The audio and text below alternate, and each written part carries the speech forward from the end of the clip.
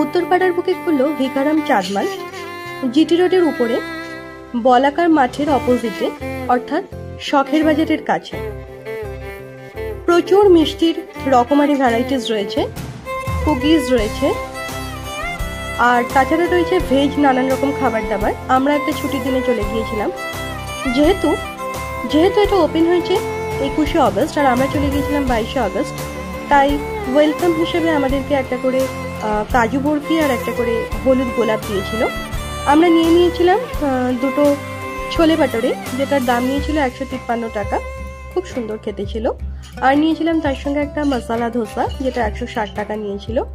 সবকটার গুণগত মান খুবই ভালো ছিল। আর আমরা দুটো মিষ্টি ট্রাই করেছিলাম, একটা কেসার লাড্ডু আর একটা কেসার পেড়া, খুব সুন্দর ছিল। ধন্যবাদ।